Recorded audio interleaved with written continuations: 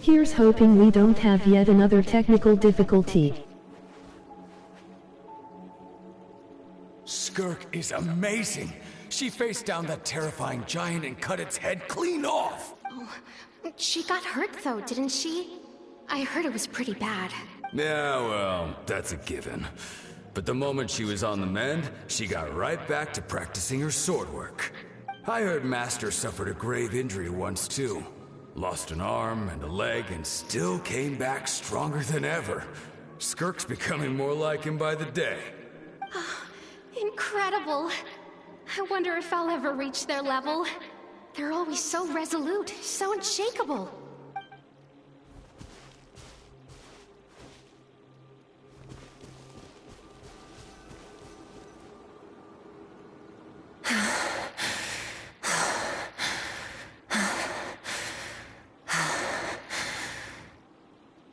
Pathetic. You're not even trying. You're so much weaker than you think. Skirk, have you become a positive light in this world?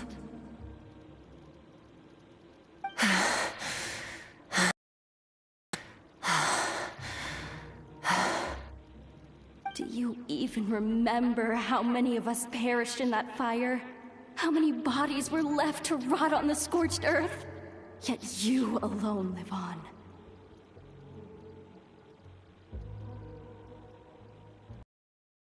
Is fixed on your blade. You don't deserve to rest. I have so many questions. I just want to jump in a spaceship, explore the whole universe, and get answers from the stars. I just need to wait till I'm grown up. Then, I can do anything.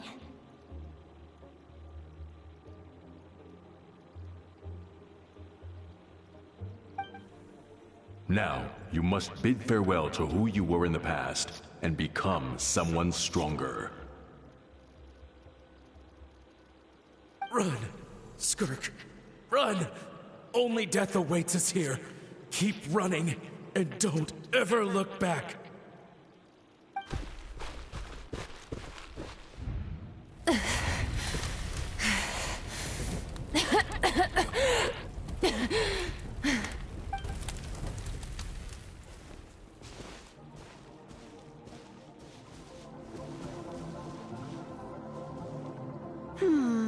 Let's see here.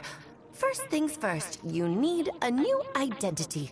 Going around telling people you're from somewhere beyond the stars won't do, now will it? How about saying you hail from beneath the earth instead?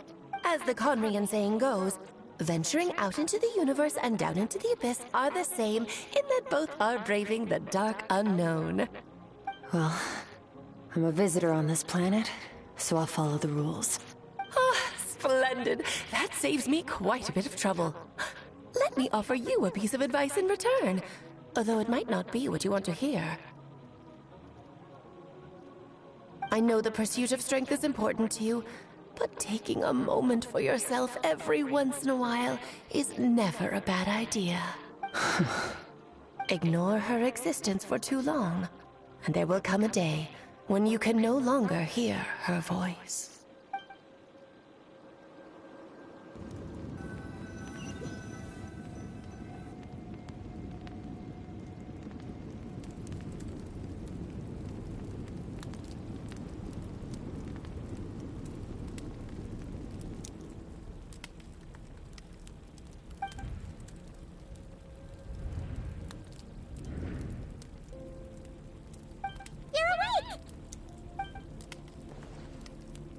Starving, right? Ta-da! A barbecue feast just for you! Of course you are! That's why Skirk and Paimon got this all ready for you. Dig in! Before it gets cold! Ah, well, if you're around someone long enough, it's bound to happen. Plus, Skirk can cook! So, Paimon decided she can forget the whole Ice Queen thing. Paimon's not one to hold a grudge. Here's an idea. Let's save the chit-chat until after the meal.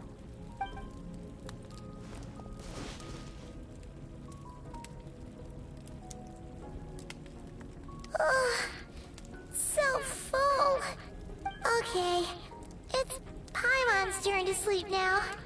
Wake her up when it's time to go.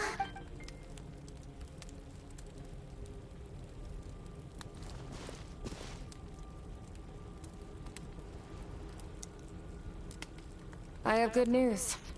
First, your training is complete. You have what it takes to wield immense power. Now it's just a matter of putting it into practice. Continue to learn from your journey and hone your skills against formidable opponents. Second, I've located the culprit we've been searching for. Next, we just need to retrieve the missing part of your soul, and our business will be concluded. When Ajax trained with me, he once told me he was bursting with questions. So I allowed him to ask me 3 of them before he left. You and I may never meet again, Traveler. So if there's anything you want to ask me, now's your opportunity. Just like Ajax, I'll answer 3 of your questions.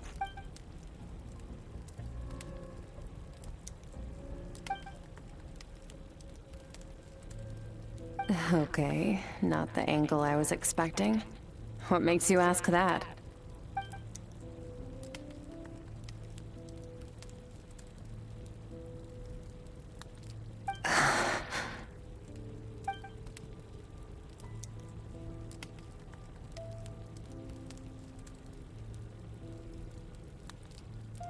I knew that was a possible side effect. Closed off my mind to you for that exact reason. Even with the dream mirroring, you should have seen nothing but endless darkness.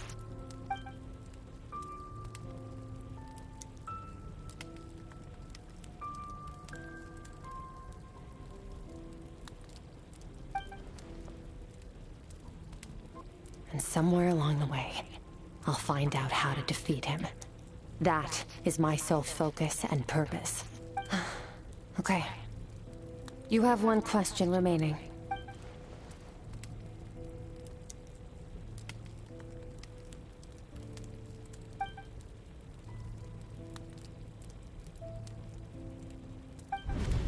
You make it sound so easy. Ever since the incident I experienced there, I've never stopped searching for Master Skirk and that unknown abyss. But it's been years now, and I've still found nothing.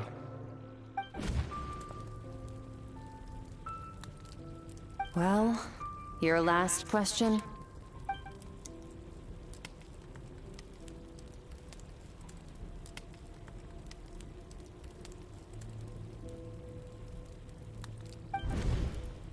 Unlike you, I have no desire to establish a connection with the world. The weak and the lowly have no right to remember me. They're lucky they only have a few missing memories to show for it.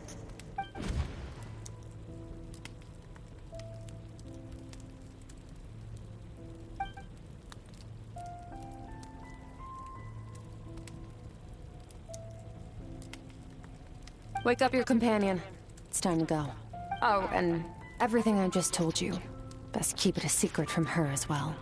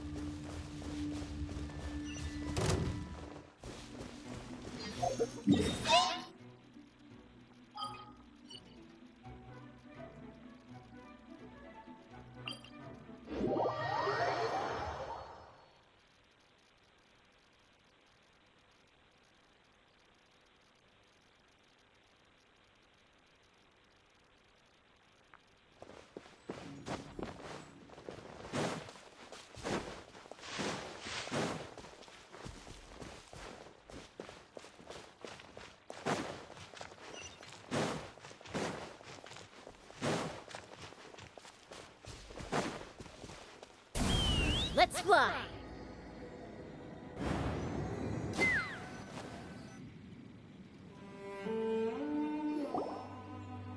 Wait! This is near the chasm, right? Yes. If we enter from here, we'll be able to reach that place from your dream. You have some experience with abyssal domains by now, but still, this is someone else's territory. Best to proceed with caution. Don't worry, Paimon's an expert at hiding behind other people for safety. Oh, but, that means you need to stay safe, traveler. All right. Remember your training. Time to put it to use.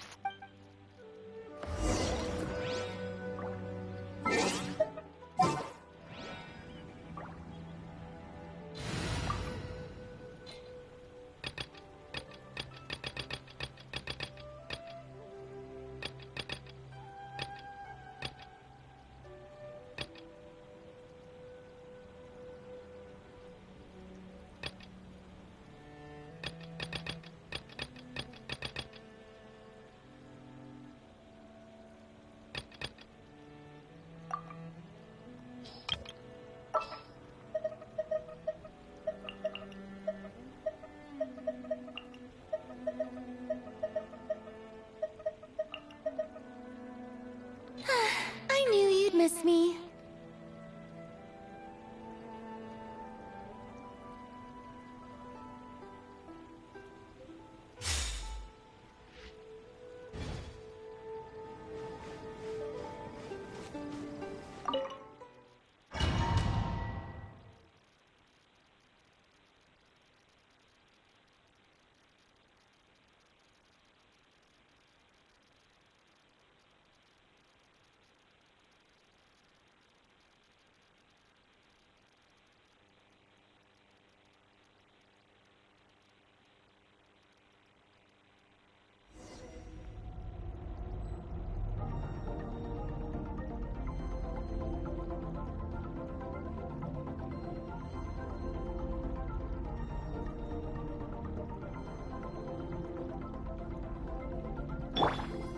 Guess there was no need to change teams, lol.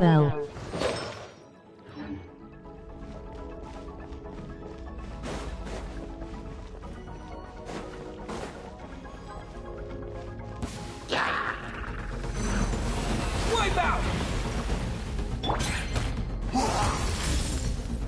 Fearless. Into the void. Ha.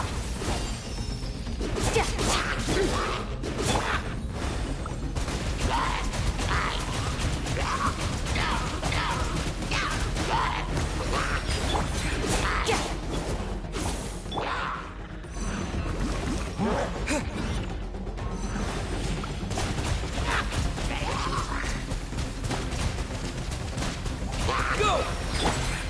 Fearless. Paradigm shift. Ha.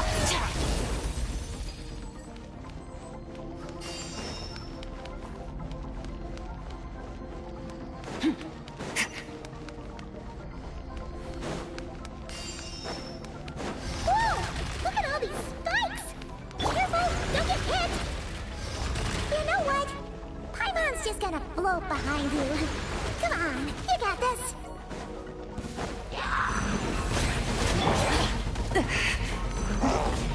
Fearless. Into the void. Ha. Ha. Ha.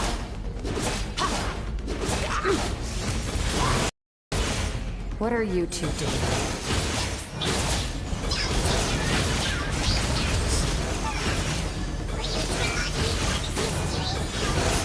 Dusty. Like an abandoned house. Let's press on.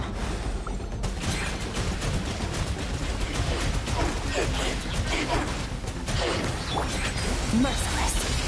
Another star goes out. Ha. Surge. Yeah. Yeah.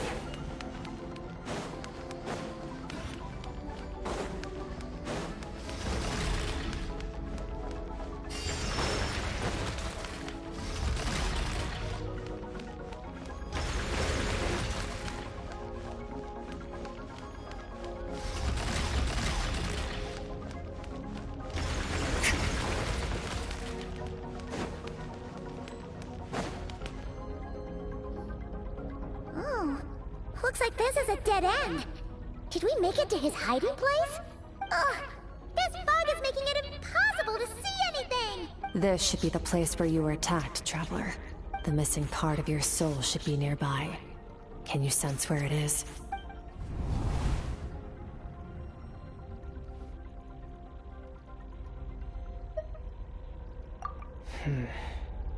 Our opponent must have covered his tracks just in case. Otherwise, you should have sensed it much more strongly. Hold on! Look! The spikes are back! Stay calm. Let's hold back a little. Give our enemy some wiggle room so we can see what we're dealing with. If you're too reckless, you might be playing right into his hands. Our enemy took part of your soul for a reason. It's likely he integrated it into his attack somehow. If we're smart about this, we can track it down.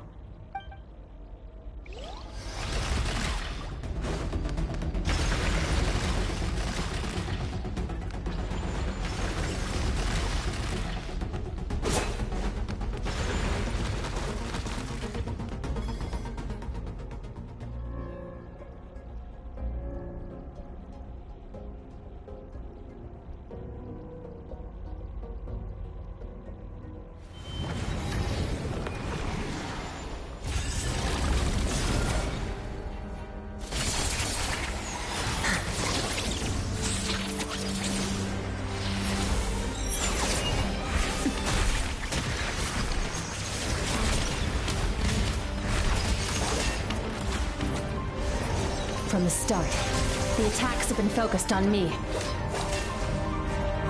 Trying to break through my defenses? I see.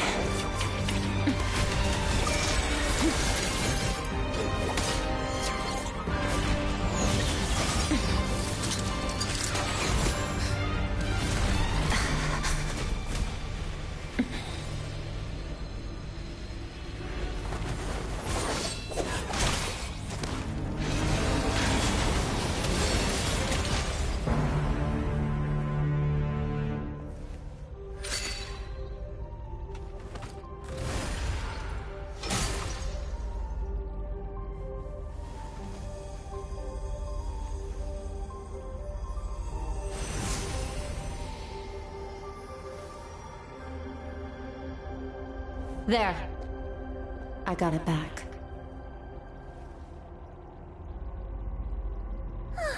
Traveler! Skirk! What happened? It looked like Skirk just got... In the Gwali Plains, you asked me why this enemy chose you as his target. Now, the answer is clear. It's not just the fact that your strength is impressive. It's also because of your ability to, as you put it, purify abyssal power. Whatever that actually means. The fact is, that ability allowed him to do something that should have been completely impossible. Namely, break through my defenses and steal my power. No. He couldn't have known I'd come to his domain.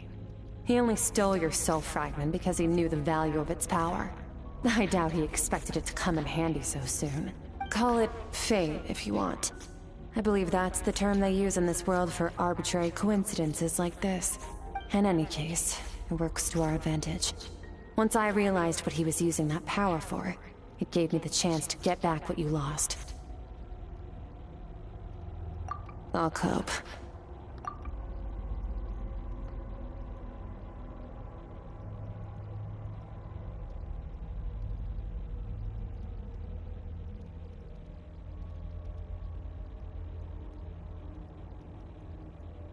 Not Skirk with the Gen Z slang laugh.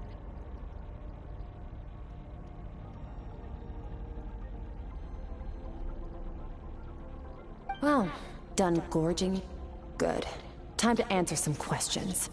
How did you get the power of the all-devouring narwhal? The all-devouring narwhal? Oh, of course! Paimon knew that spike thing looked familiar. It looks just like that narwhal's horn! I highly doubt you acquired that power through your own strength. Tell me I'm wrong. You're desperate enough to scour the land for god remains and whatever vestiges of power you can find. That alone proves you wouldn't be able to defeat a creature like that. Which leaves one possibility. You know my master, the Foul, Sertologi. The Foul? Who dares call him Foul?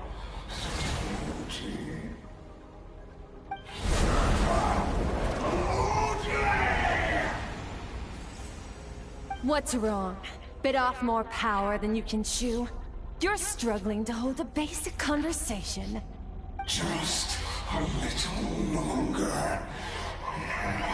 I'm still... Look! It's back! Those obsessed with power will let it devour them before abandoning their pursuit. Keep calm and use reason to decide the best course of action.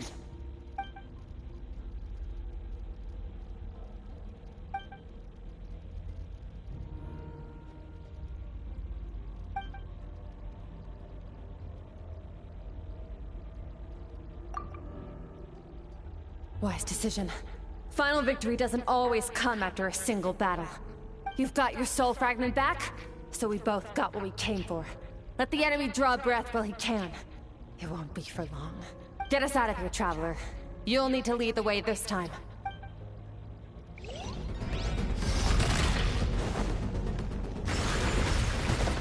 Skirk, is your shoulder gonna be okay? The wound is minor. It'll heal in no time. You should focus on getting out of here alive instead. Uh-oh! Falling spikes! Run!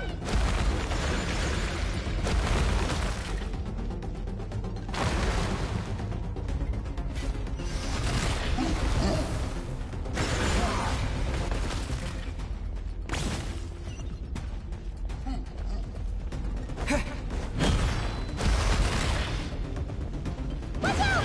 Looks like this place is about to collapse!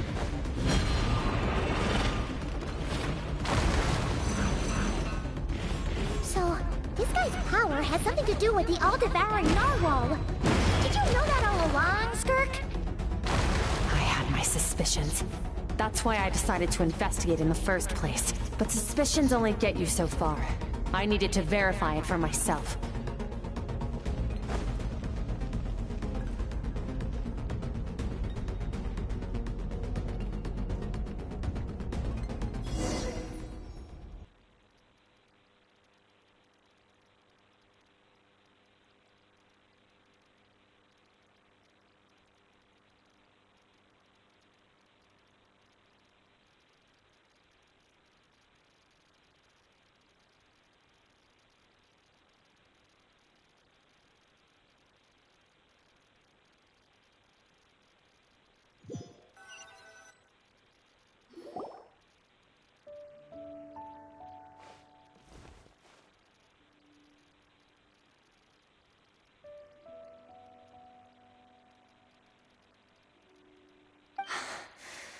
I no longer sense his presence. Can't have followed us out of that abyssal domain. Weaklings like him will find that my power is not so easily controlled. He won't be leaving that place until he's managed to digest it.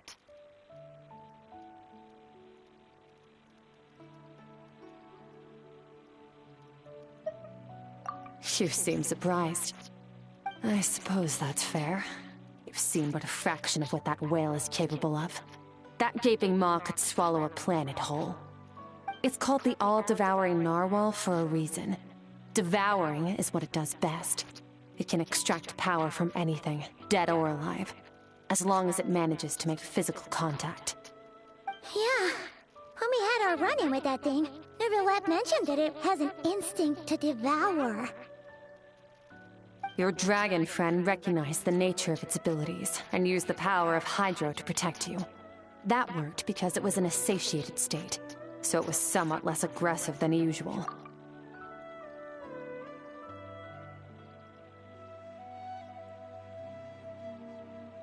It's a different story when it has no more power to feed off of. That's when its true voracious nature kicks in. It could devour everything on the planet in that state, which is why I cast it into that void space.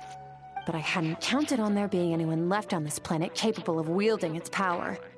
To me, that says he must have encountered the whale a long time ago. Meaning, he must have known my master. Exactly. It told me everything I needed to know. Hence why I said we both got what we came for. And I believe that brings our transaction to an end. Now that you're whole again, you can get back to your own journey. I'll handle the rest of this situation myself. No way! We can't leave now! Something was stolen from you because of us! We have to help you get it back! This isn't my first taste of failure or losing power. When you fall, you get back up again and become stronger. That's how it is. But what if that monster finds you before you're all better? Plus, how are you gonna get home? It's not like you can just go swoosh and open a door to the abyss again. Not without your full strength. So, sticking with us for the time being doesn't sound so bad, does it?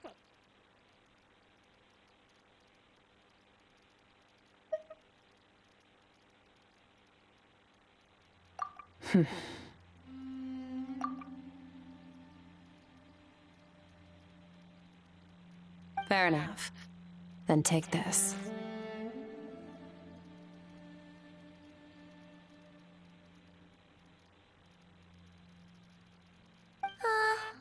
What is it? A bag of Mora. Nothing in this world is free. I know that much. I'll leave the planning to you. Hurry up and decide where to go. We shouldn't linger. We should take Skirk somewhere she can rest. But where? Paimon gets the feeling Skirk wouldn't like being around a lot of people. Oh wait! Baishu said we could rest in the back room of the pharmacy, didn't he? Let's head there! He'll know something about Master. I'm sure of it. Next time, I need to be ready. Fine. It was just a scratch. It'll take time to recover my strength, of course.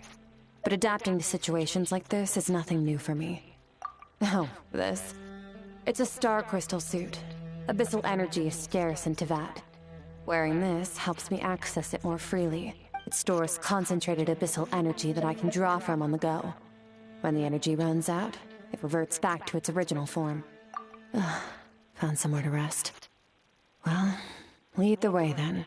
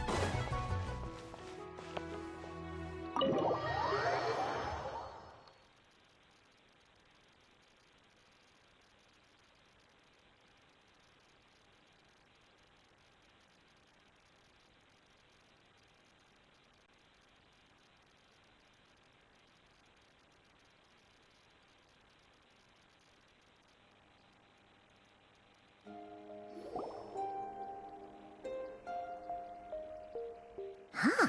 This bag from Skirk has a ton of Mora in it. Does she have a job or something? Wait, no. After what we saw at Wamin Restaurant, that seems impossible. Can you imagine? It would go something like, I'll be collecting my paycheck now, boss. Oh, sure thing. Wait, who are you? Have we met? Can't hold a job if you make everyone forget about you. So, what did you do to get all this Mora? Claimed some buried treasure, took care of a few monsters that were causing trouble. Nothing untoward. It's safe to use.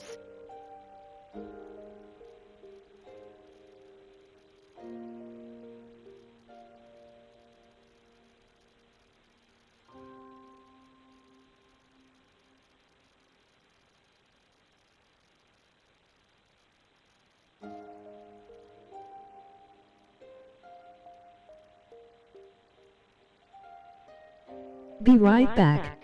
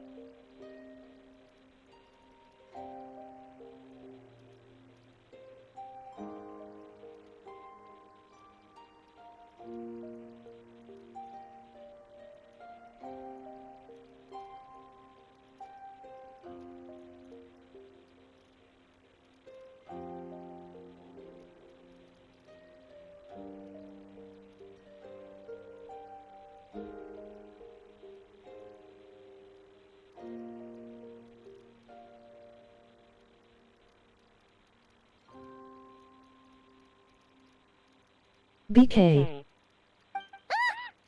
heard all that? A sonorous voice like yours is hard to miss.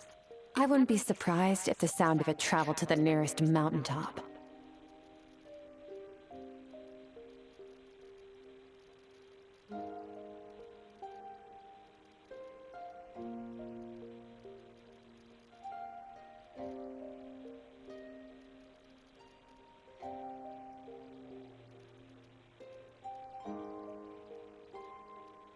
Once again, hashtag fuck Karina Boatger.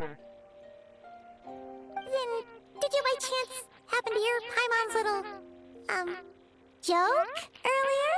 You mean when you called me Frosty the Lavender Melon?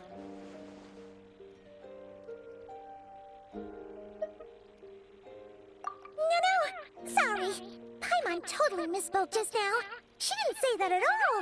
It was, a Paimon lookalike. Yeah, she's a piece of work, that one.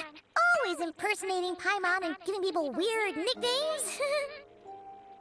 Okay, fine. The truth is, Paimon didn't like you all that much at the start, but things are different now. You helped a traveler in a big way, so what do you say? Friends? Ugh. I noticed there was only one bed. Go ahead and get some rest. Wait, what about you? I don't get tired, and I don't need rest. I'm going to practice my sword work. That should help me regain some strength. But your shoulder... Hey, don't just leave! Ah, whatever.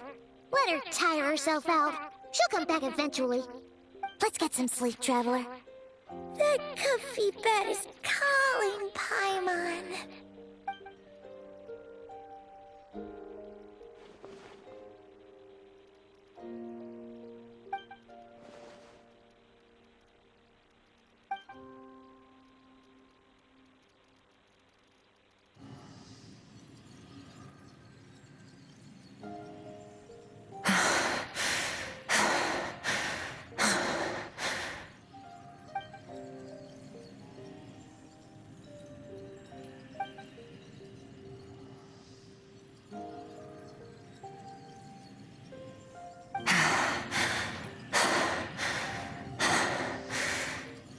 Quiet.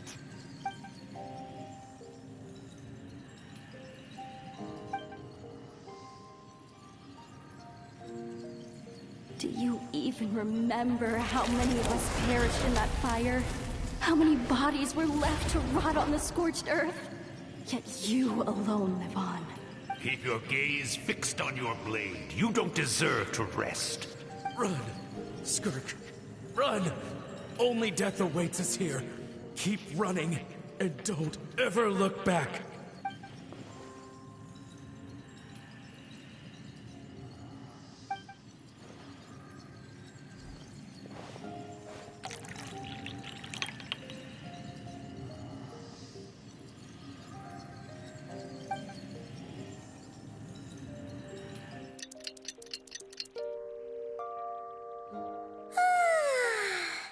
Getting an early night's sleep is the best. That bed was so comfy. Wait, Skirk? Have you been sitting out here the whole night? The bed's all yours if you want it. About 60%. Maybe 70. Whew!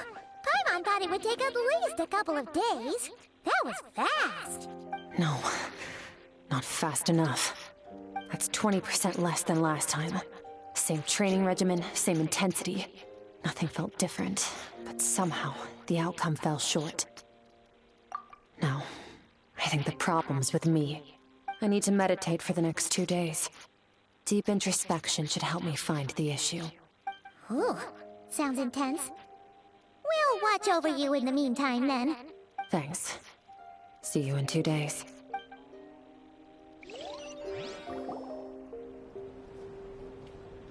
Morning!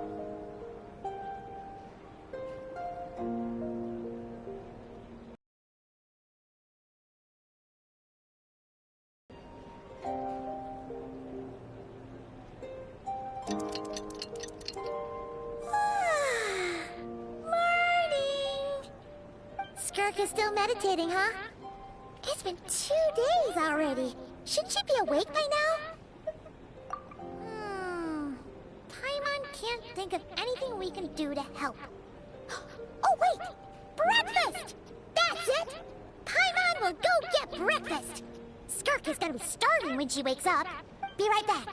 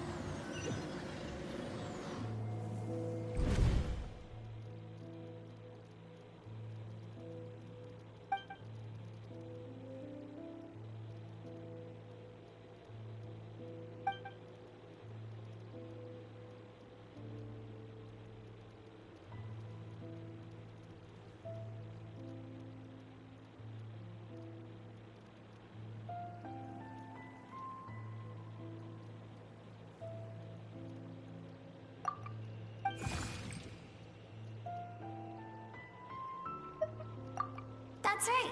This is Skirk's inner world. Think of it as the threshold between the soul and dreams. This isn't your first time here, but what you remember is probably a space covered in darkness.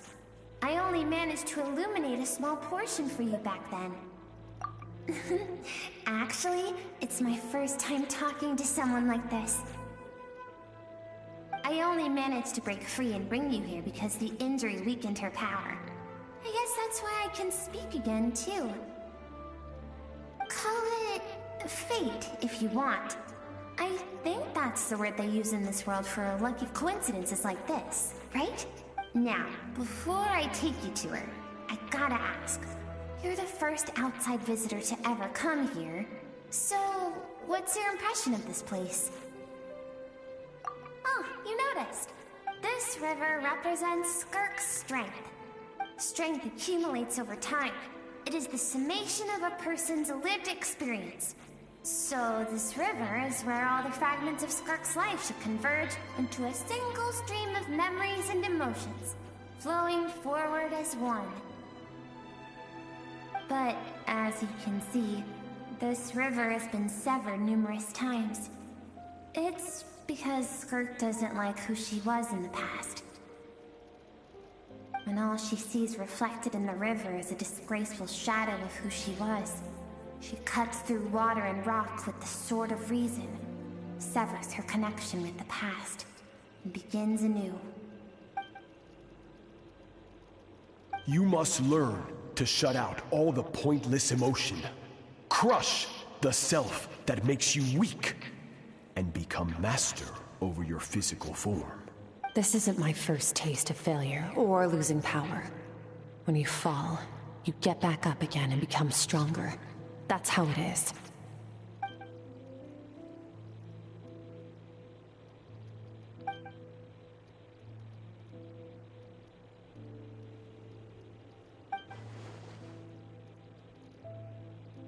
The answer to one mystery invites another question, I see. Let's follow the river upstream. There among the cliffs, among the memories etched into her heart, lies the truth of it all. Soon, you'll understand everything.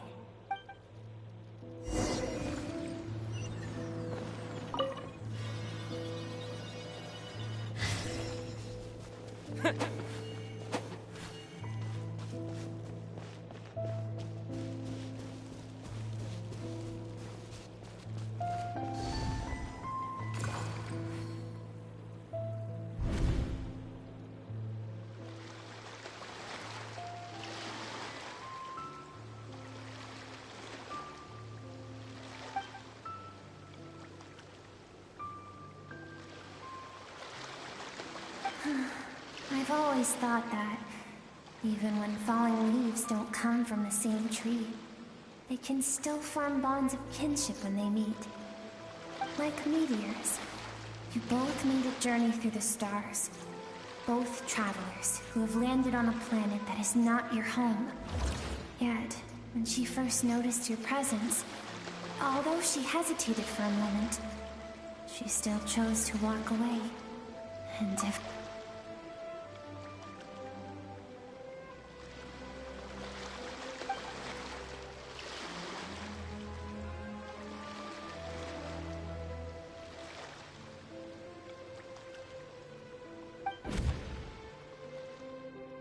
Seems like you've answered your own question.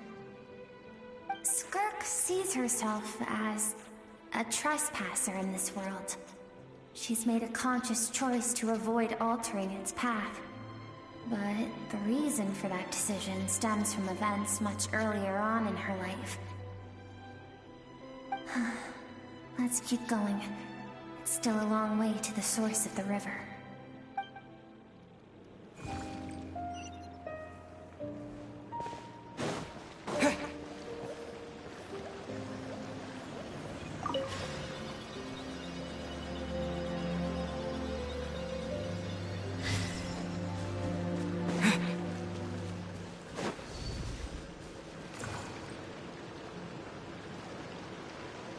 Now have what it takes to wield immense power.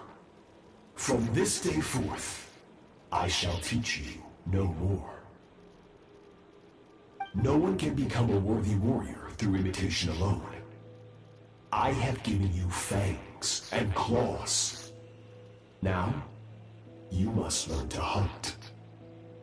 You wish me to travel the world beyond on my own, Master? Indeed. Make new friends, embark on your own journey, and piece together a new future from the shattered remnants of your past. We will still have contact through the Abyss. But know this. One day, I will take the life you worked so hard to rebuild, and reduce it to ashes. Just like the fire that haunts your mind. Why would you do that? I have told you before. Fear is the catalyst for human evolution. You have tasted loss. You have known fear, so deep it can be felt in the bones. But as living beings, we all have an instinct to detach from that which harms us. And thus pain dampens over time. And the acrid taste of fear becomes but a distant memory. Yet now, I have bestowed upon you the gift of fear eternal. It will drown you in the nightmare of your childhood, or it shall drive you to defeat me, whatever the cost.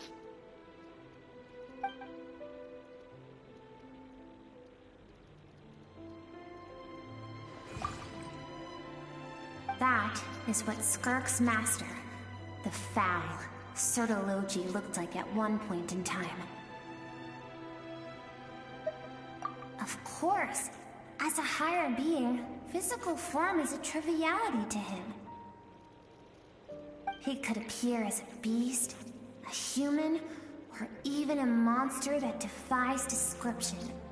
The form you see him in here, clad in abyssal armor, is the one he usually wears when traveling through the stars.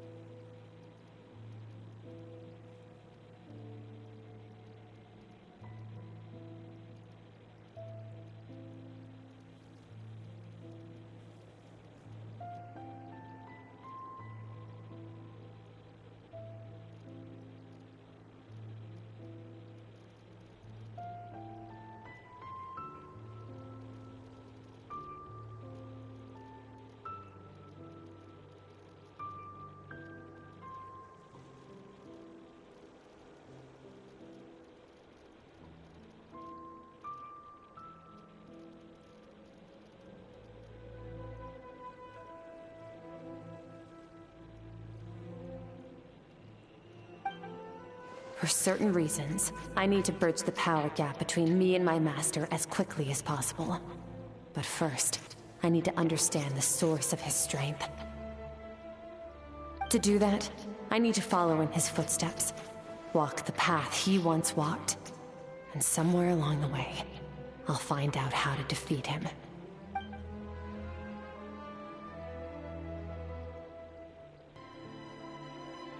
I'll let you in on a little secret. The real Surology is terrifying. The scope of his power is impossible to understand until you experience it firsthand. It is absolute. The power to crush all things. Shall we keep going? Let's see. We're about halfway there.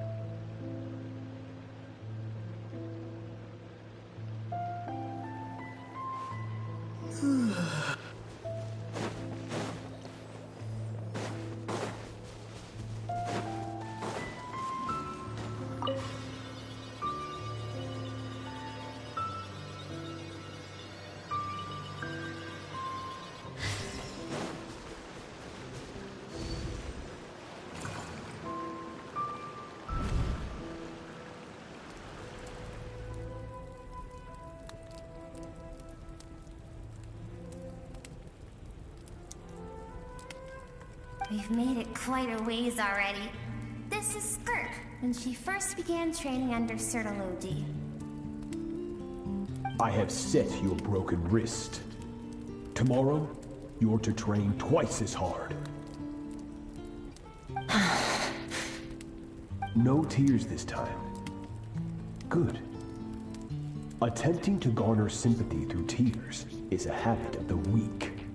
A pitiful, useless ploy. Can I ask a question, Master? Why did you save me?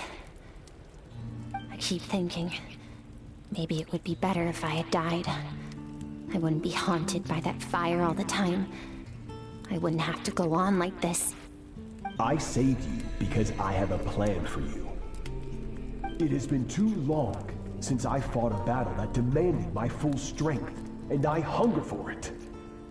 Every so-called genius and prodigy I have faced has crumbled like sand underfoot. Before me, even fate bends the knee. So, I will teach you everything I know. Train you by whatever means necessary, in the hope that one day, you might surprise me. But I don't want to draw my sword against you, Master. What you want matters little. Among the boundless sea of stars, the cries of the weak are but faint murmurs that disappear into the void. You of all people know that well. Yes, Master. From that day forward, all she knew was grueling training, emptiness, and fatigue. After some time, her talent bloomed, and she gained control over her emotions, like her master. How should I put it? It was not that human emotion disappeared from her heart, but that reason came to dictate all she was allowed to feel. I suppose it was at this point that she became the Skirk you know today.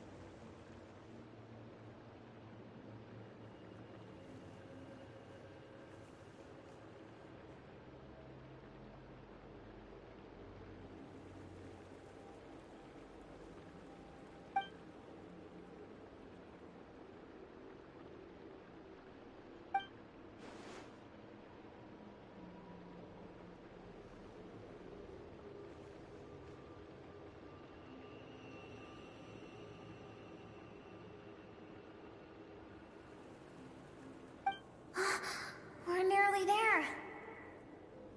I almost don't want to reach the end. Well, shall we? This is the final stretch.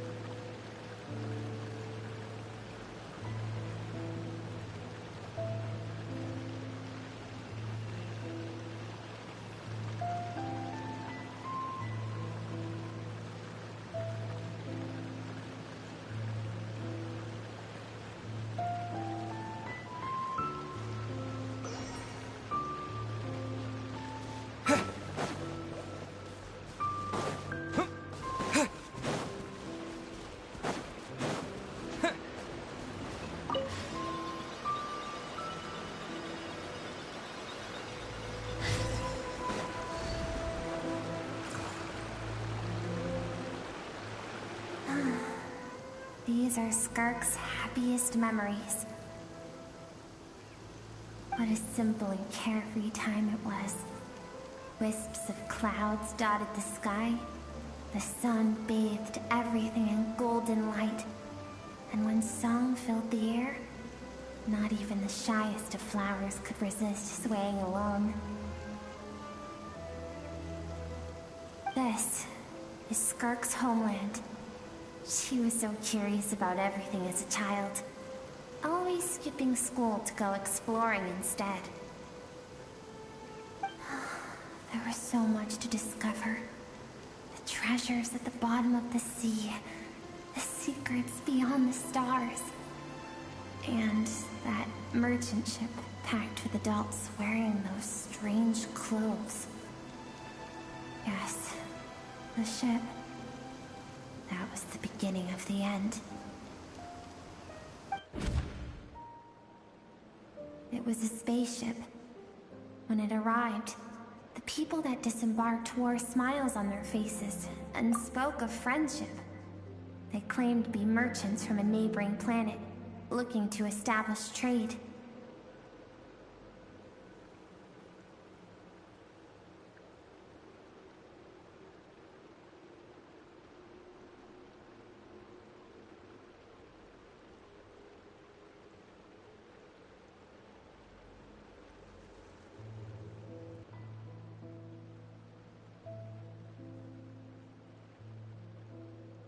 To them, the visitors were guests and should be treated with hospitality.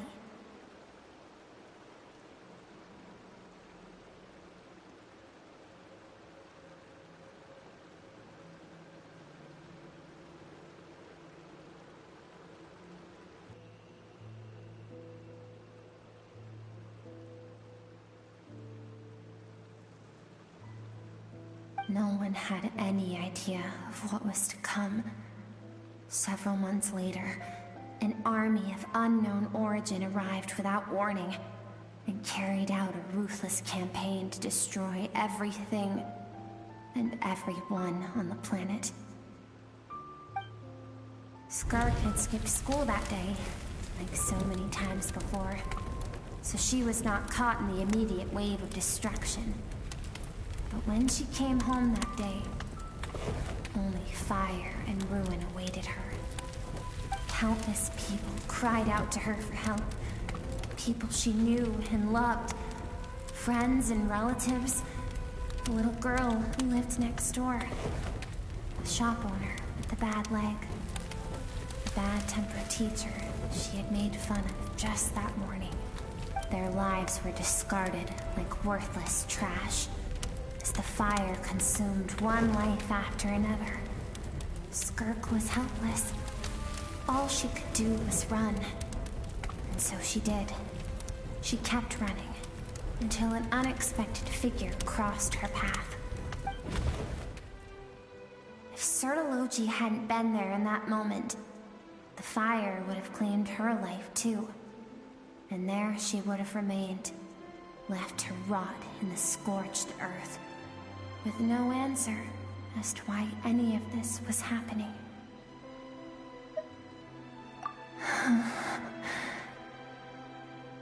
Because she and her people were seen as a threat.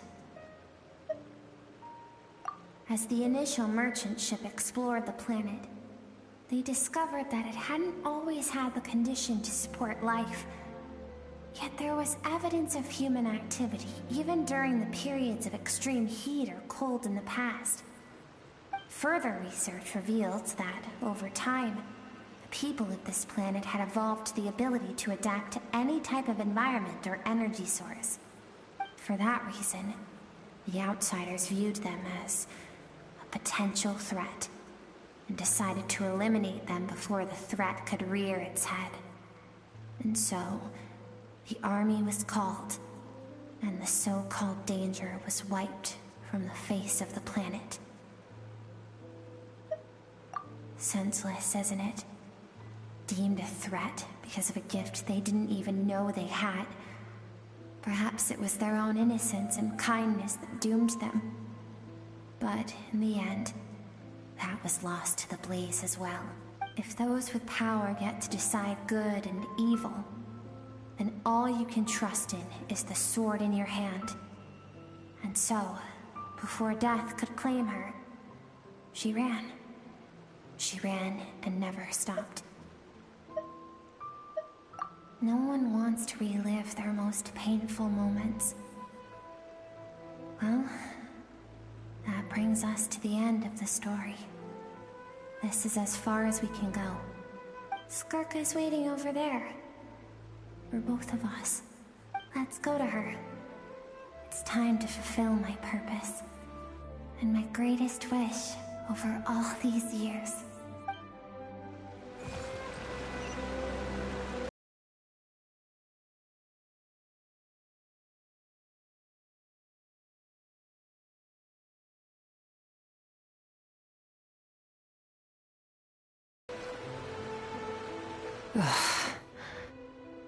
So all this, just so you could bring him here. I have things to say to you. Well, to me. I want someone to witness our reconciliation, even if it takes an argument to get there. And he is the best choice in this moment. Her suppressed emotional self. The version of herself she keeps locked in the recesses of her mind, stifled by reason. All those rejected impulses, those discarded aspects of your past selves, they are a part of me now. I am who you used to be. Someone you have refused to face for too long. So, I came to face you instead. You're wrong. I've faced you all along. And that's exactly why I keep you locked here. Your existence makes me weak. Moments of joy and longing are when we are most vulnerable. Don't forget, it was a penchant for goodness over reason that doomed our homeland in the first place. The vastness of the universe renders everything insignificant. Our feelings most of all. Even so, learning from the mistakes of the past doesn't have to mean erasing everything. Strip yourself of your so-called weaknesses. Emotions like kindness and empathy, and what makes you any different from the ruthless soldiers who slaughtered our people? The difference is that I'm doing what is right, what is necessary. I allow you to exist, but with limited freedom. That is the greatest kindness I can offer. I have shouldered everything you couldn't carry. I rose above the numbness and emptiness, and it was cold, unfeeling reason that brought me this far. It made me who I am. It made me strong. That is the problem. I want to shoulder those things together. On the grand scale of the entire universe, maybe our feelings are vanishingly small, but why should that mean they don't matter? Emotion gives warmth to the cold expanse of space. It gives meaning to the world around us. Think back to those nights of gazing at the stars. Those afternoons of exploring the unknown.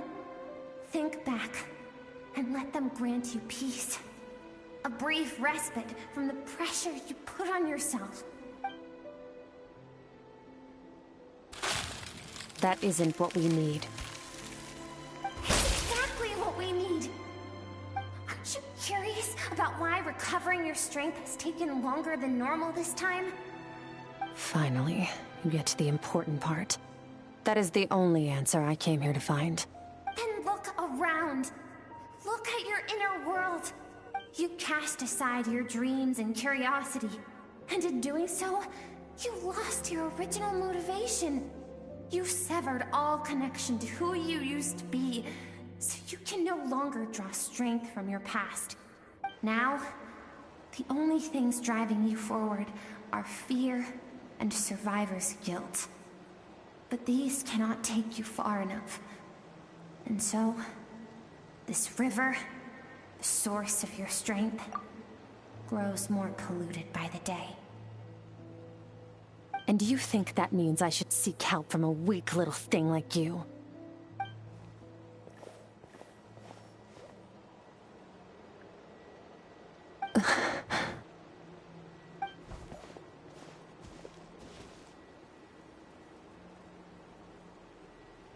Thank you for saying that. I knew bringing you here would be the right choice. To be honest, I'm not here to argue with you. This isn't about who's right or wrong. And in fact, I agree that in order to make it through the wake of that tragedy, we had to distance ourselves from the pain through reason over emotion. But what is right at one point in time isn't always right forever. I know you will never forget that fire. I know the fact that you were the sole survivor fills you with guilt. And I know that among the voices that haunt you, mine is there too. Because deep down, you know that you didn't turn out to be the person you wanted to be. All those unfulfilled hopes are like knives to the heart. And I don't want you to hurt anymore. So even if you can't accept me, I hope, at least, that you can let go. I keep thinking, maybe it would be better if I had died. I wouldn't be haunted by that fire all the time. I wouldn't have to go on like this.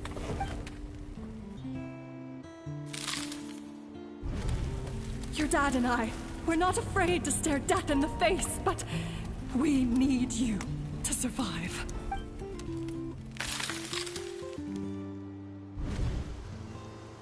I'm sick of being a kid. There's so many amazing things out there, and I'm ready to see them all.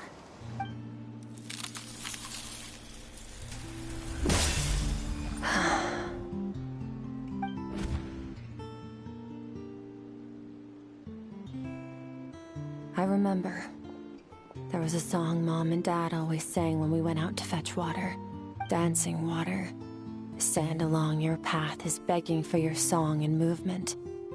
Will you carry this burden with you on your journey? I am not the dancing water, and you are not the burdensome sand. But if this is your wish, then I will carry you with me until the end.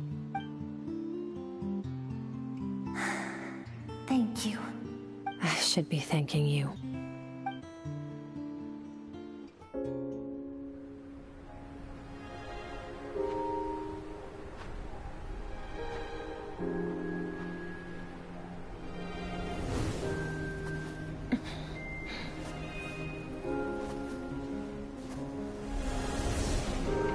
Run, Skirk, run! Remember, leave no one alive! Heed my words, Skirk. Let fear take root in your soul. Did you survive? Why was it only you? Skirk, did you become a positive light in this world?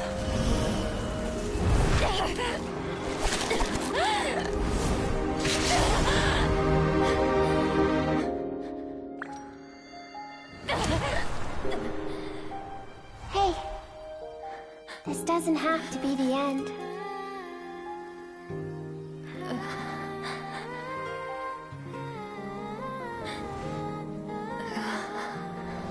Life is a gift. Don't let darkness claim it.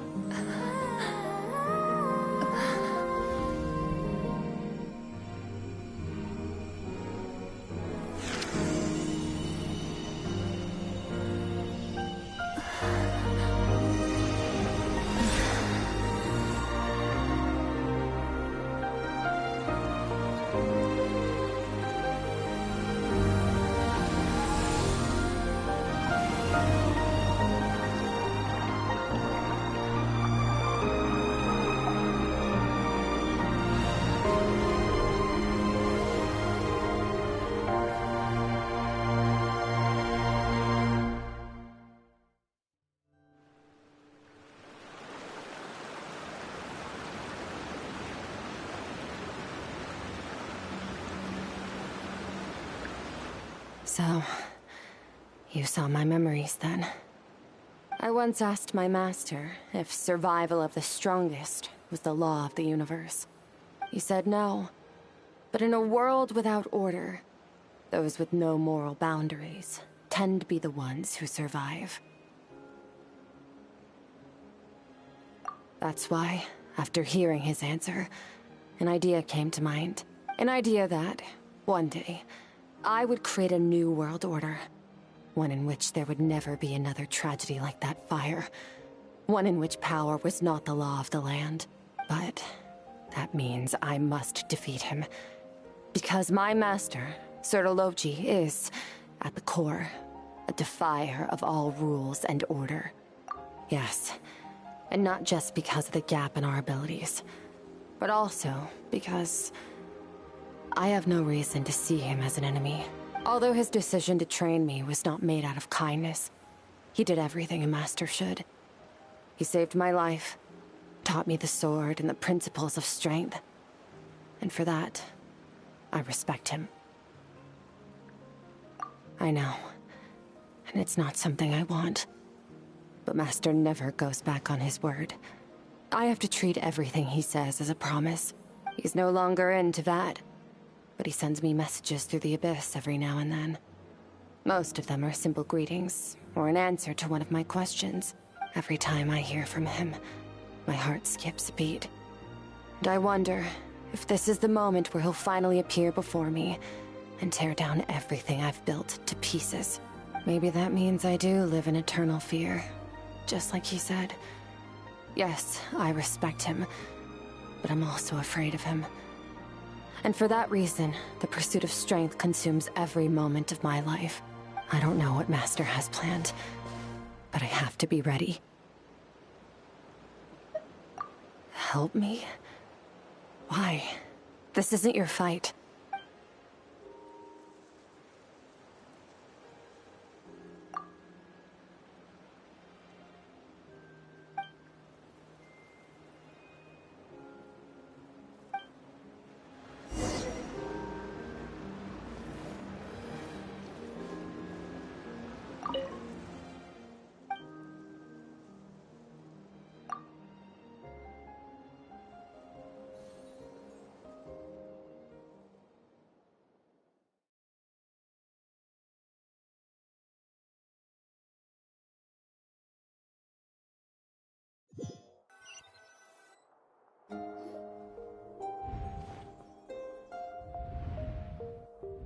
Oh, you're finally awake!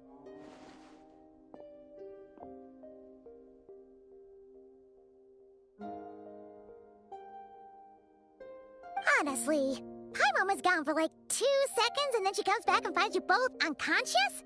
Oh, you scared Paimon half to death. You're both okay, right? What does it look like?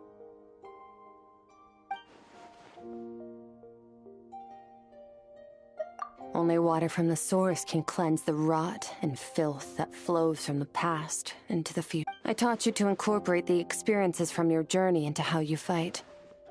I suppose what happened today will become an inseparable part of who I am. Okay, so Paimon feels like she's missing some important context. Paimon brought back tons of delicious snacks! Let's dig in! Alright.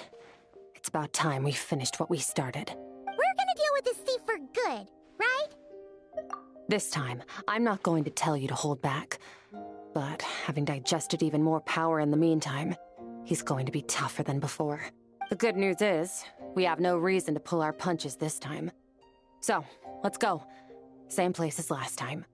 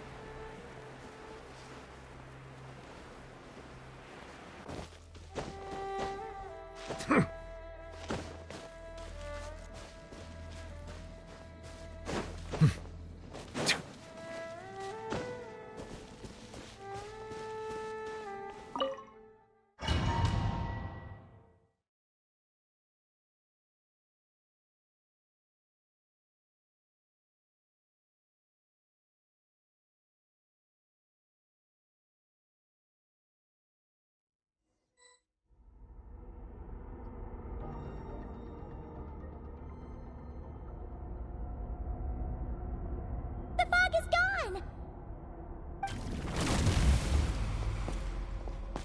Wait, isn't that the form the all-devouring narwhal changed into? How come he knows that, too? Really? So, you're telling Paimon that giant whale and this guy can both turn into the fowl? How does that work? It's a subconscious instinct. Any intelligent being who longs for his level of strength is bound to mimic his appearance. It's a natural response after encountering someone as powerful as Master. To them, he represents ultimate power. We know the person before us has encountered Master, and we know he stole a portion of my power. So it's not surprising that he would assume this form. Okay. Oh, the closer Paimon looks, the more intimidating it gets. Nervalette isn't here this time, so it's up to us. He won't have the nerve to steal again after we're done with him. Let's teach this guy a lesson.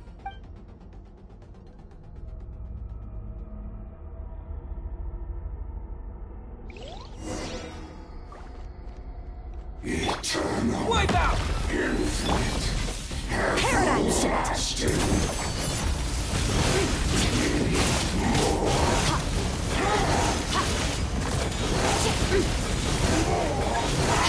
Positive about your training, I hope.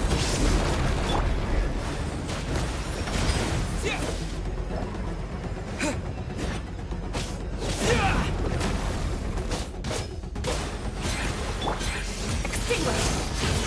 Power!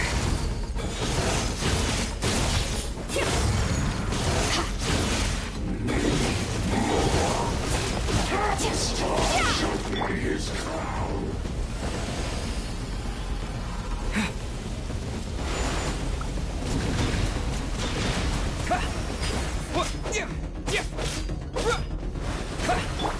Merciless. Another star goes out! Water jet! Surge!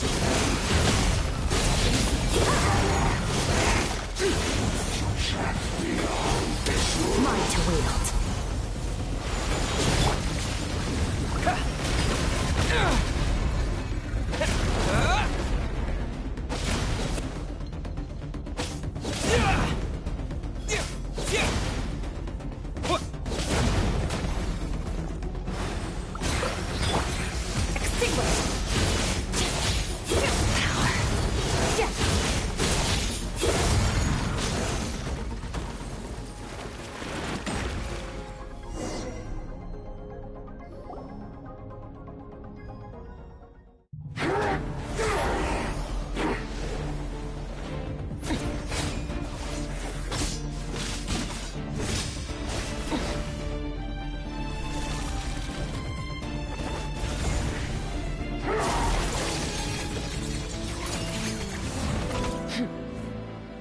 Haven't had enough of my power.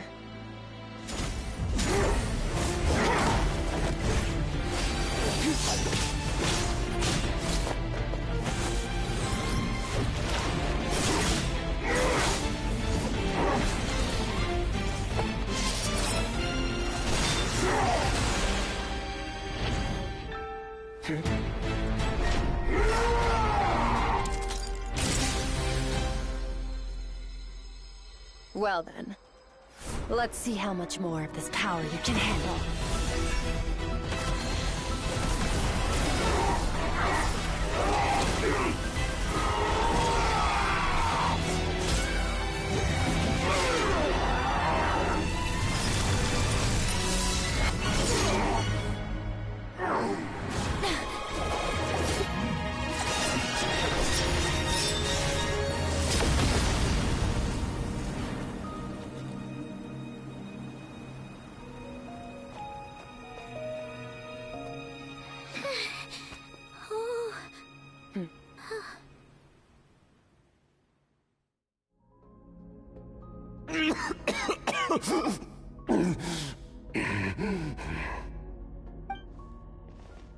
Well, have you come to your senses? You saw that my body was at its limit. So, you deliberately channeled your power into me, knowing that it would destroy my shell from within. Such power, such keen battle instincts. So you must be... Skirk, Sertologi's disciple. How long has it been? How long has he been away from Tevat? Hundreds of years. Hundreds? Sorry, it's a lot to take in. I should introduce myself. I am Skofnungar, a friend of your master and one of his followers. This is the first time I've heard your name, Skirk. But hundreds of years ago, I knew you existed. And I knew you would come here. Hundreds of years ago? Sounds like you and Master have quite the history. Care to tell us about it? Of course. Might as well take advantage of a clear head while I can. The story starts a long, long time ago. I was born into a noble family in Conria. As the eldest son, I was set to inherit our title. But I contracted an incurable illness as a child, and everyone gave up on me. I trained the sword harder than anyone else, defeated all of my peers. But it was all in vain. When other people looked at me, all I saw in their eyes was pity, or a strange glee in my misfortune. Even my parents were just waiting for me to die. Over time, my heart hardened, and I became aimless. That was the point where I met your master, Pt3. We were similar in age, but different in background. He was born in prison, the son of criminals who had been sentenced to death.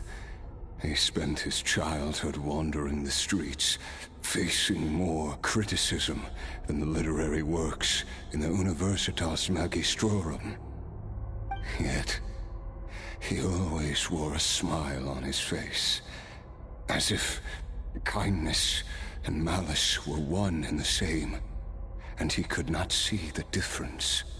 I still remember what he said to me when we first met. You need to fight to survive. Even if it's a losing battle, it should light a fire under you. How can you sit back like this and go down without a fight? That does sound like something he would say. He was the first to acknowledge that I was worth something, and he inspired me to keep going. When we sparred together, it was the first time I'd actually felt the thrill of combat. When I was 10, he stole forbidden research materials and managed to cure my illness. It was like there was nothing in this world he couldn't accomplish. When it came to the human form, he was always intent on pushing the boundaries of possibility. But somewhere along the way, I fell behind. My talents were nothing compared to his, and at some point, I realized he had pulled so far ahead, I was too embarrassed to even ask him to spar. After his grand endeavor was successful, he sought me out and said to me, "This planet no longer holds anything of interest to me, so I'm leaving. But first, I have an offer. I can use a power I have just refined to break the curse of immortality for you. Your death was once what we worked so hard to prevent. But the immortality you now face is a different kind of pain altogether." I'll pass. Immortality doesn't sound so bad to me. Since I can't die, it means I have an infinite amount of time to get stronger. Maybe I'll finally catch up to you one day, and we can spar like we used to. Are you sure? I cannot say when I will return. Your body, or rather, your soul, might not be able to withstand this curse. All I can do is try.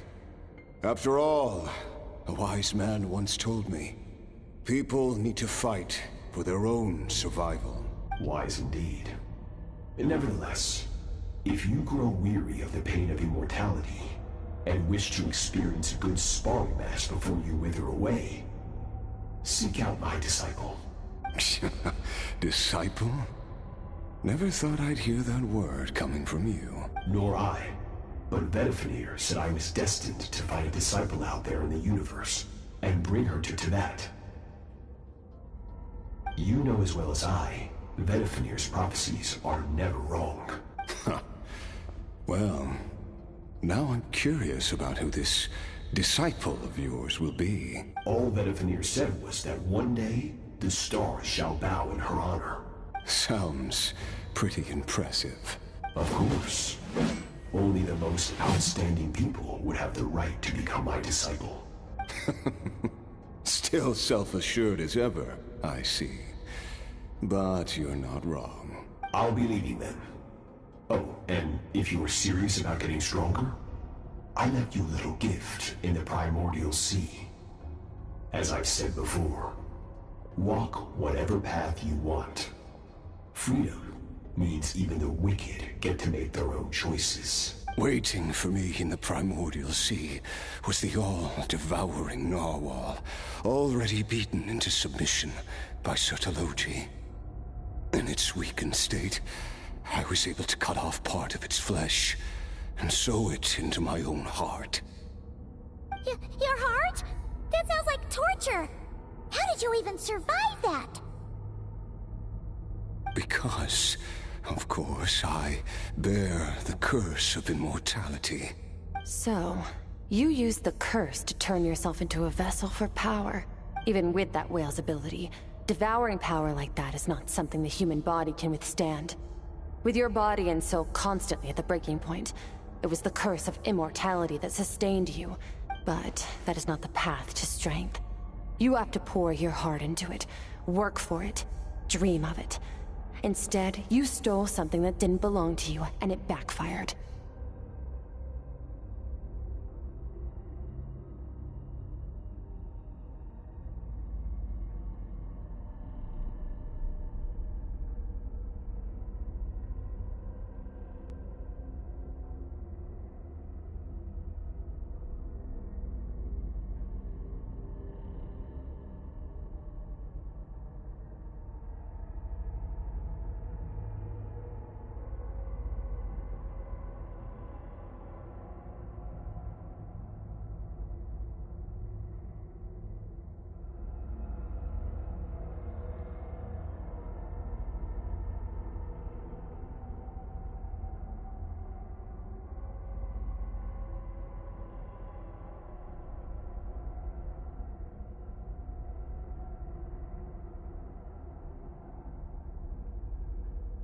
To be fair, Cert practically gave him the narwhal, so it was more like he took advantage of Cert's gesture.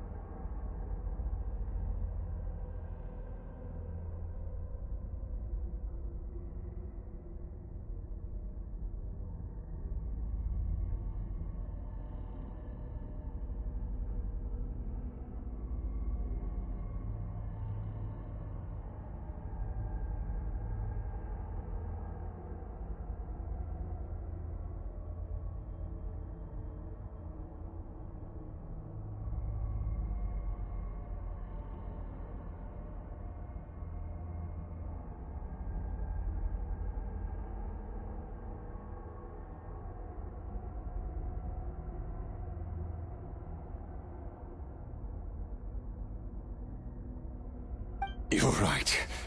I should have known better, but I had already pushed myself to my limits, and he was still miles ahead of me. So I had to take a leap of faith. I miss your master. I miss the days when we were all together, troublemakers without a home. I don't regret the choice I made. But if you'll allow it, I do want to apologize. To both of you. After the beating we just gave you, I think we can call it even. You're an interesting one as well. Sertologi's disciple. That's a lot to live up to. It can't have been an easy experience. I know what he's like. He rules with an iron fist, using despair and fear to force you to catch up to him. All the while, standing ever out of reach. We're like mountain climbers in the dark, never knowing how much higher we have to climb, or when we will see the sun again. True. But I made up my mind long ago. No matter how dark it gets, I will not give in to despair.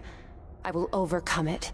Besides, after hearing your story, I suspect what Master really wants is not a battle that demands his full strength, but rather a defeat without regrets.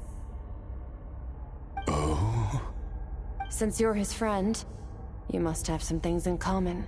First time we came here, when you stabbed me through the fog and stole my power, I felt no emotion coming from that spike. But when you had to devote all your strength fighting me just now, I could feel joy and passion emanating from your blade. It was the joy of a researcher discovering the truth of the world. The joy of an artist uncovering a temple of wonders. Interesting. I'm certain I didn't express those emotions outright. Yet you were able to read them from my blade. Like a glimpse into my inner world. You're right. That battle brought me an unbridled sense of joy.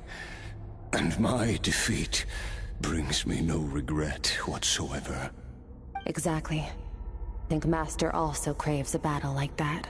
One where his opponent forces him to use all his strength, unlock the extent of his potential, and transcend his own limits. A battle to end all battles. After which, all can come to an end. Including, perhaps, his life. For that very reason, good and evil are meaningless to him. He has one purpose, one goal. To complete himself. It's one of the secrets to his strength. Perhaps you're right. Perhaps that is his goal. What a battle that would be. Oh, to witness such a... Are you okay? Too many different kinds of power are surging through my body. The curse of immortality allows it all to coexist, but it does not remove the pain. I won't be able to hold on to my sanity for much longer. What a shame. I would have loved to witness that battle. Pt3 once offered to free me from this curse. Now, I must ask that of you, Skirk. Can you release me from the pain? I can, but not through death, if that's what you are hoping for. It's not a suitable punishment for your crime. As an alternative, I can take your consciousness, along with all the power you've consumed, and smash it to pieces.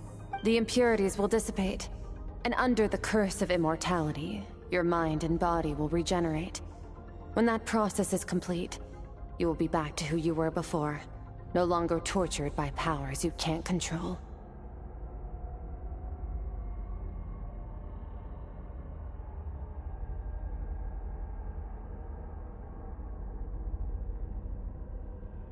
But it will be a time-consuming and painful process. The decision is yours to make. I accept. And who knows? Perhaps I'll wake up in time to witness your great battle with Pt3. I have faith that you'll be able to stand against him one day. Though, I know it'll be a long and arduous road. If we are climbers in the dark, it appears the dawn has finally broken for me. But your ascent continues. At least, it looks like you are not alone on your journey. I will reach the top of this mountain, no matter what it takes. And you, Skofnunger, will be my witness at the end of all things. It's finally over. Let's get out of here. Huh. At least we don't have to make a mad dash for the exit like last time.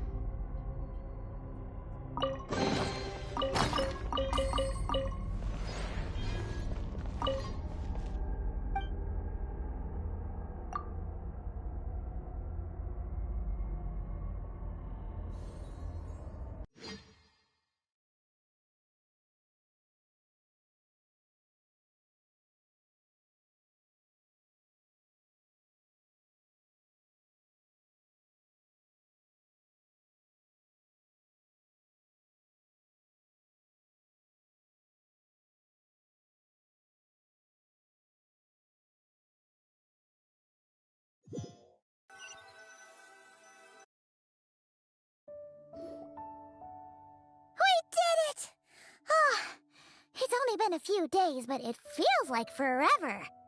Once again, we've proved there's nothing we can't overcome. We're just that awesome.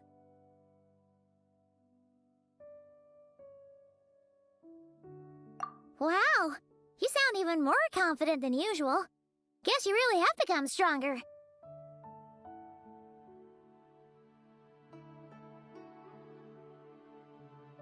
Today sure went by fast. It's night already. Oh wait, that reminds Paimon. The stars you mentioned, the ones that died out, are they back now? Yes. The power Skofnungur stole has been returned. So, the stars have regained their light. Great! Huh, it's crazy that you even noticed their light was gone. There are so many stars in the sky. If a few disappeared, Paimon definitely wouldn't be able to tell. I suppose it's because I have gazed upon this sky for centuries. The false stars, hanging in the meticulously planned sky, glittering with rotten light. It's not real. And yet, it is for that very reason that I can look upon it and enjoy the momentary peace it brings. Even the most beautiful of bubbles has to burst. We will return to the real universe one day, whether of our own volition or not. Time marches ever forward. Even the innocent and naive will taste life's bitterness. Yet through hardship, we grow, until we learn to seize the sands of time for ourselves and uncover our true strength. Though we gaze upon a false sky, its vastness and majesty is palpable. One can only wonder, what is it going to take for kindness to reign supreme in the vast expanse of the universe? Ugh, this is all going over Paimon's head. But if she knows one thing, it's that the Traveler always finds a way. Ever since we met, he has filled Paimon's days with happiness. No matter how tough things get, he always finds a way to make it better. If it's too big a job for one person, then we'll do it with two. And if two's still not enough, then three. We've met so many amazing friends and accomplished so many amazing things. As long as we don't give up, we can make any wish come true. I suppose when it comes to you, anything is possible. Well, I should be going.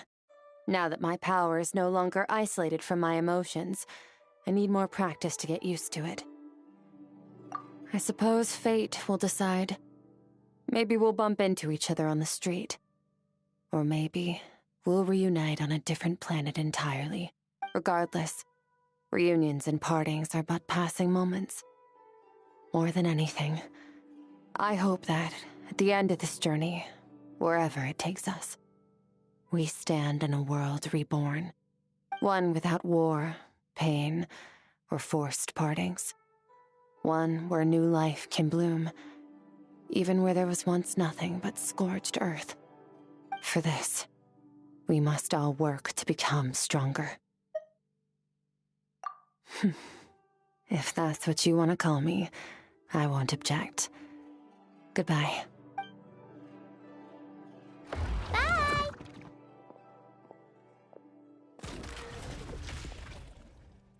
Is it just Paimon, or is she being nicer than before?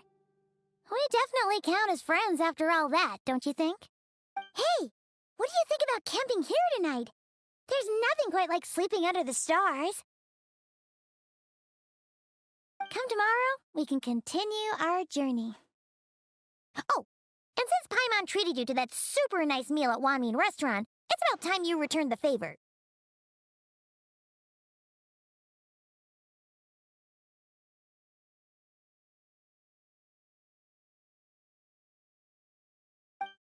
You go, Pulse.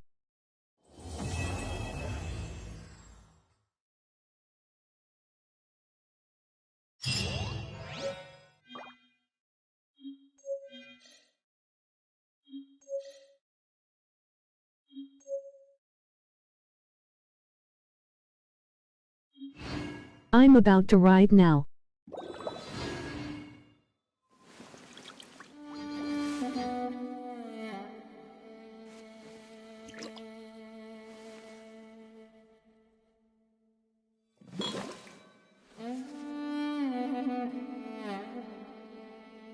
all right.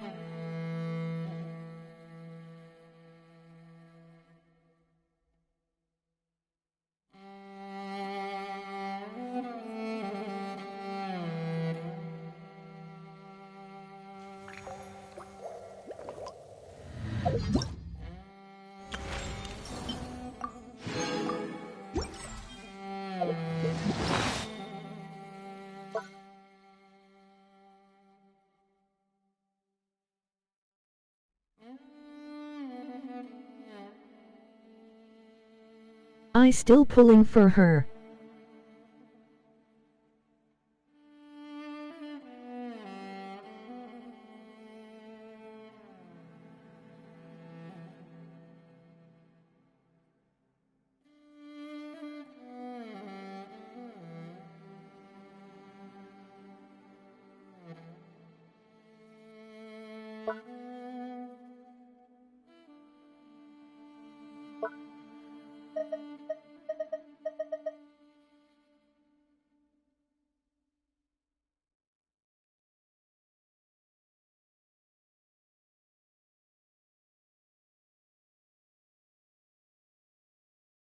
Good luck getting her.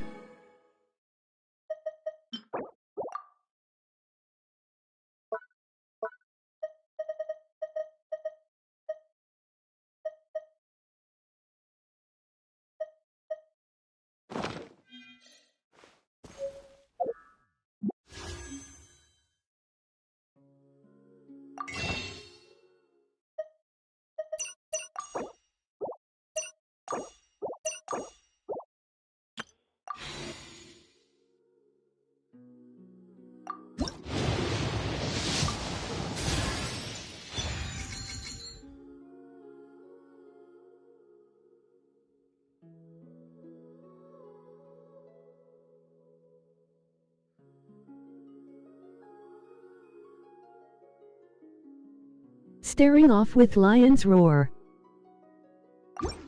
Not bad.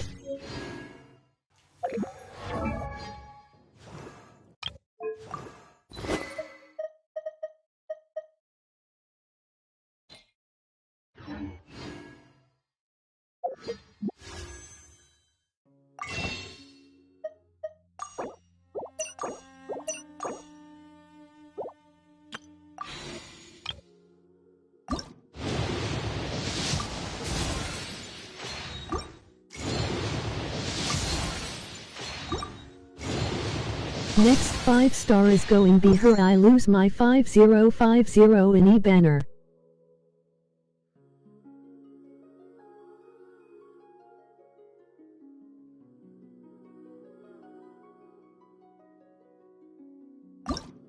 At least you're guaranteed.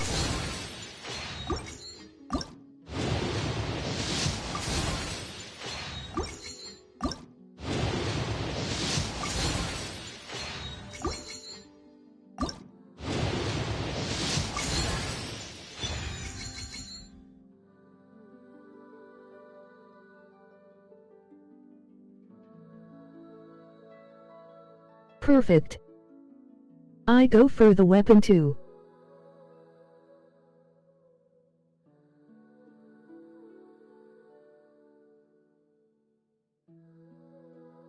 Good luck with that.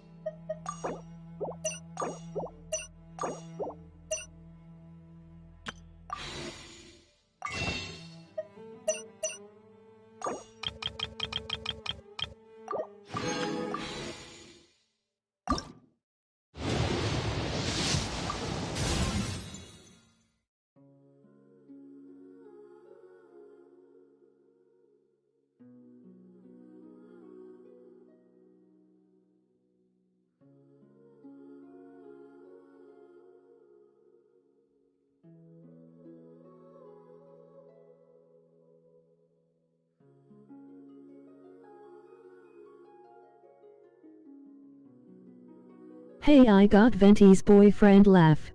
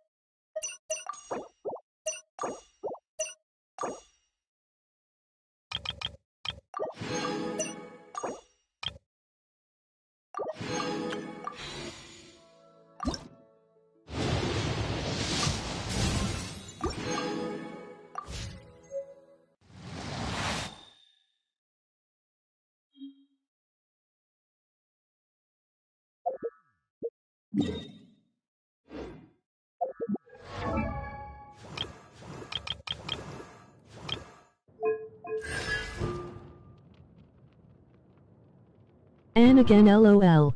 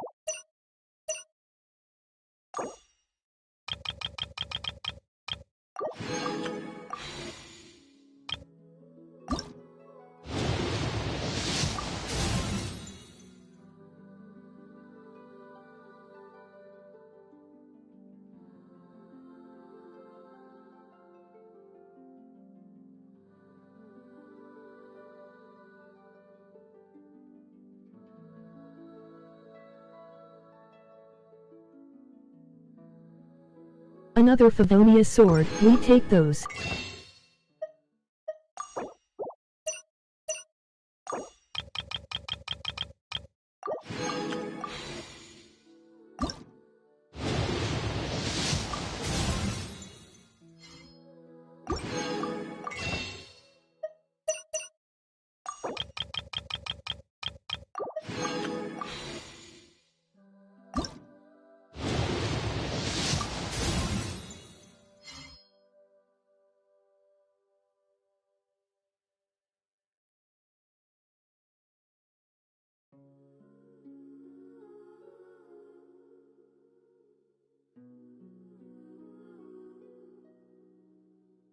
Eight, respectable.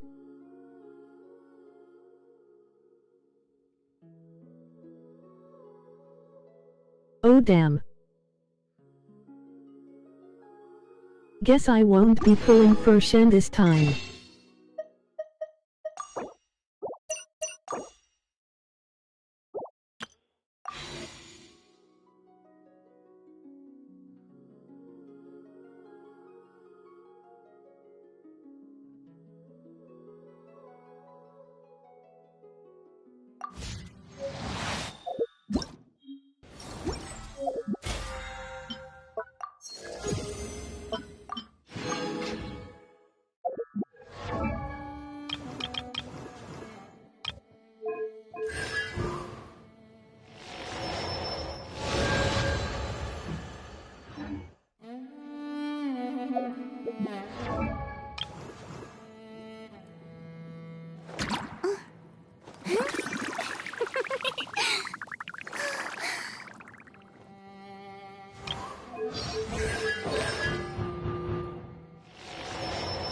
Look like you might have enough for 2 5-star.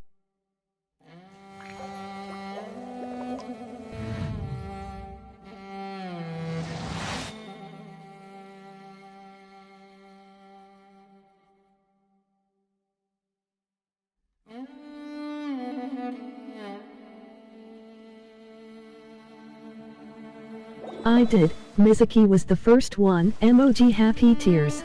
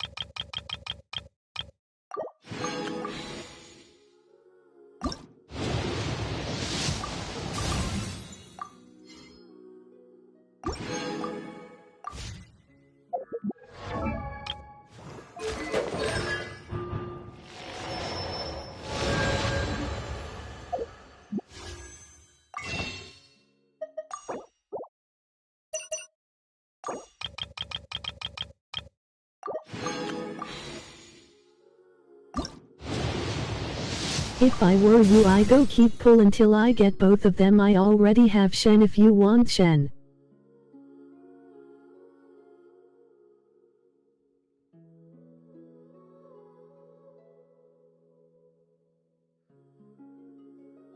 Good point.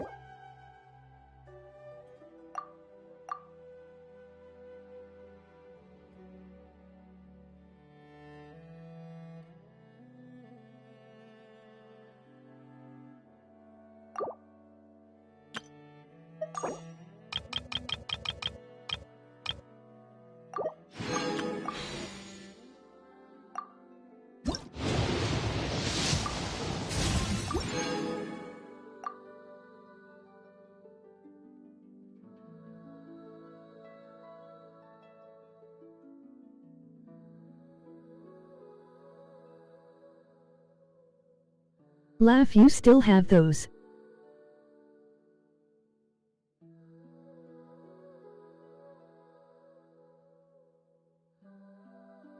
Sorry about that, Skip. My circle button is jammed. But hey, I got her.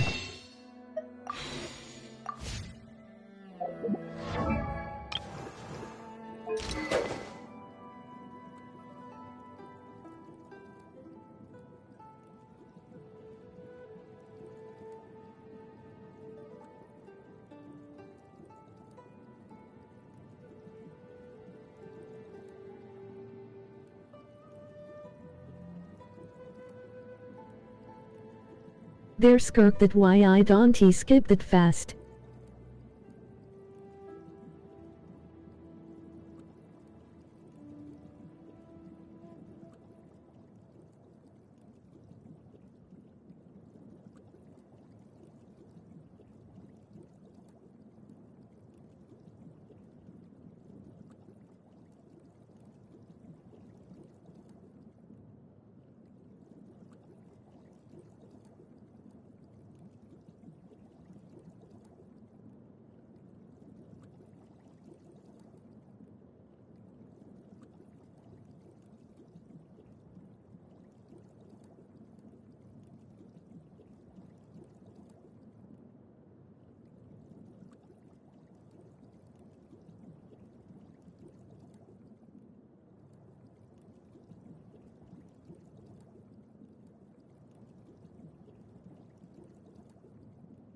On the bright side, I can get her to level 90 RN.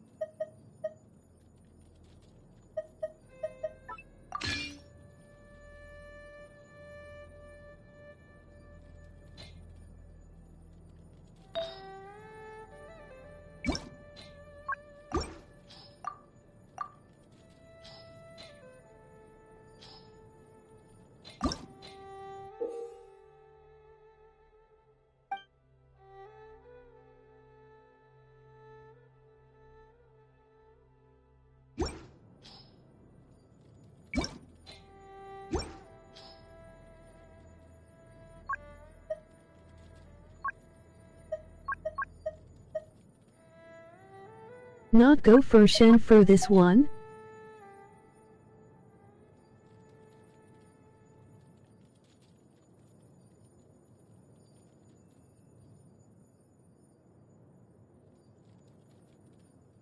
I might. I don't know yet.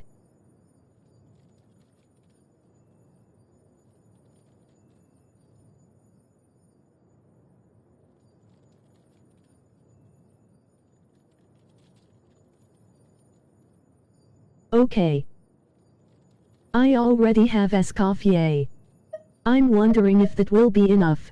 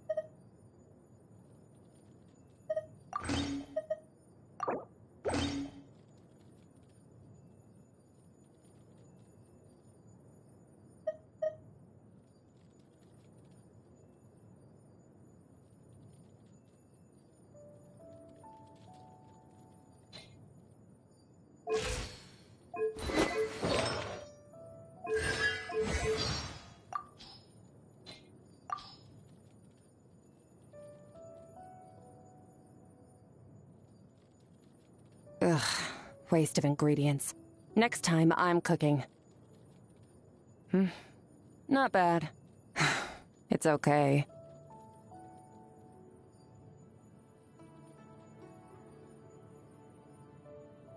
Happy birthday. I know some people like to throw a huge party, while others prefer a quieter affair. I don't know which kind of person you are, but for me, birthdays are a time to reflect on the past year. Sometimes with pride in my progress, other times with profound regret. It's probably best not to ascribe so much meaning to birthdays after all. Each place has its own festivals for celebrating the land, one's ancestors, friendship. But your birthday is the one day of the year that is meant just for you. Okay, speech over. Once again, I wish you a happy birthday, and I hope you keep growing into the person you aspire to become.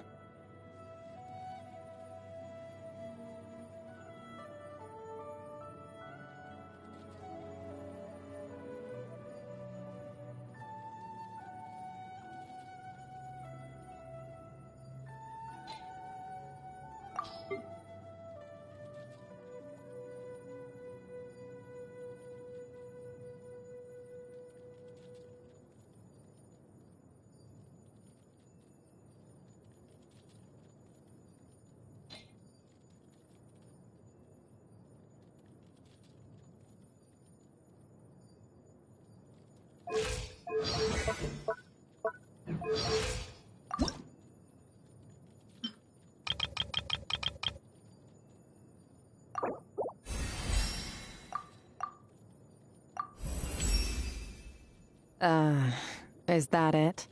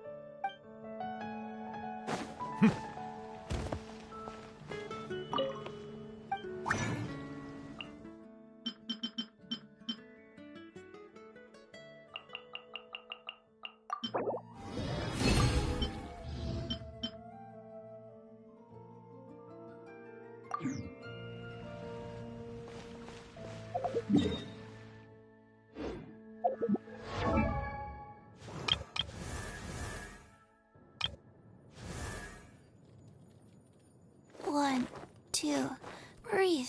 3.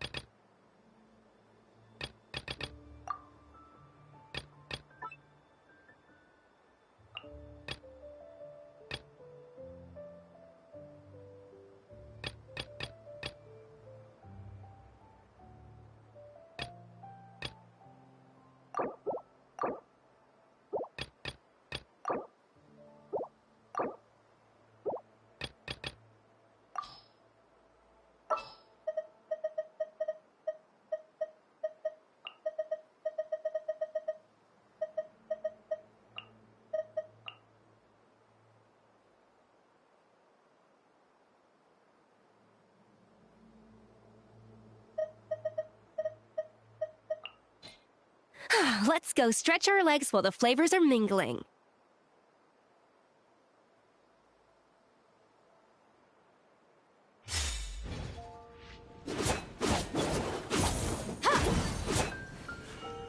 It's been getting quite busy. How can I help you? Ancient hour truly is fascinating.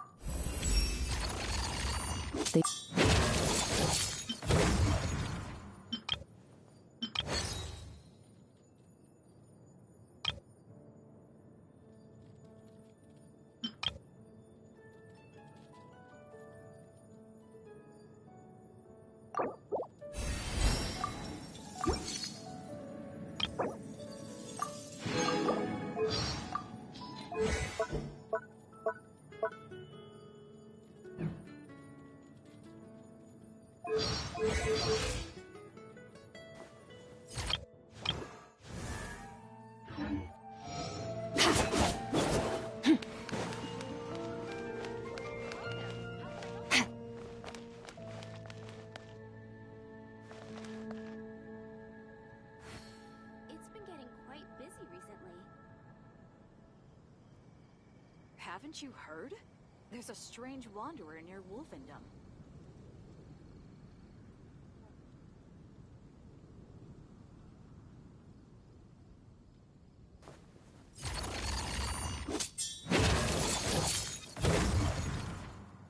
God, I'm really not sure if I should pull for Shen or not. Quite busy recently. Error. Come take a look. There will definitely be something that catches your eye.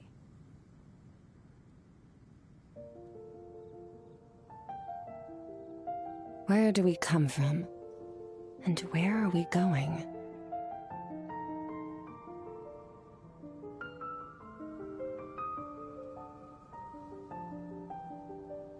Today's recommendation is the... Haven't you heard? There's a strange wanderer near Wolfendom.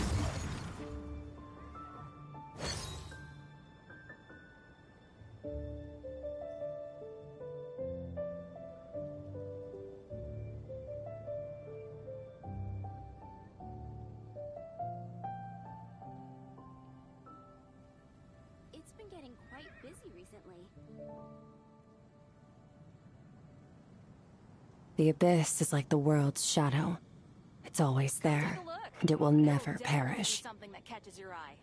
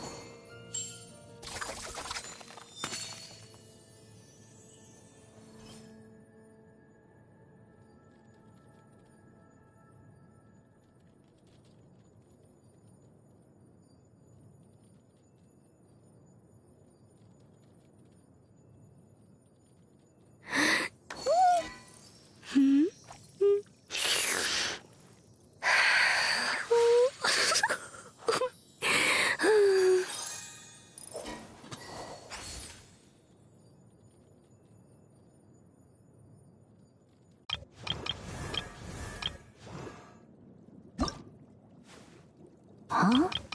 Ooh.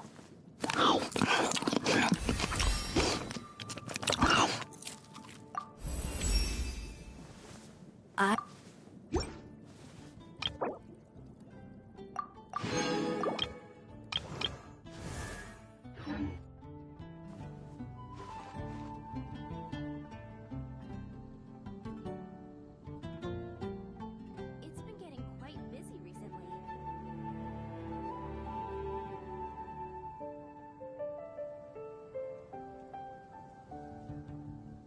Haven't you heard?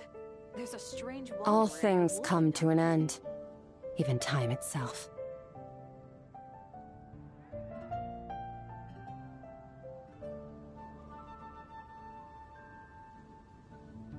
It's been getting quite busy recently.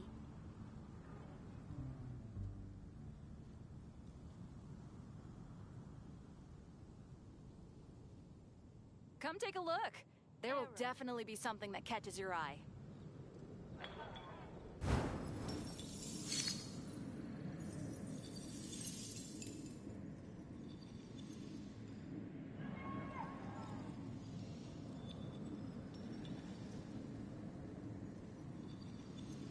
Today's recommendation is the steak.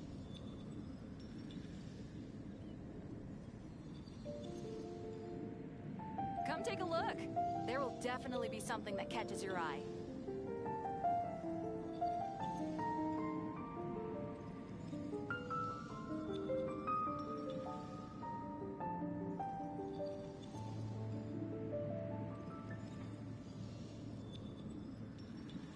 Today's recommendation is the steak.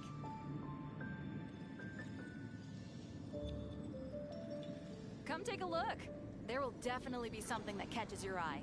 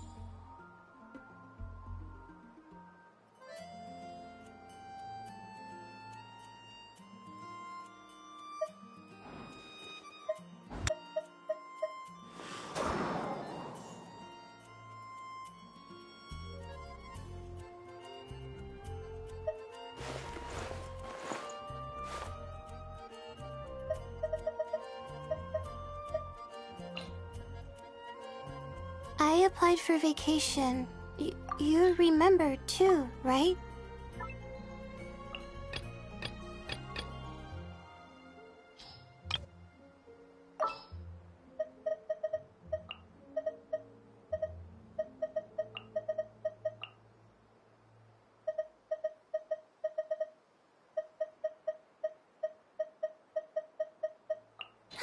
I knew you'd miss me.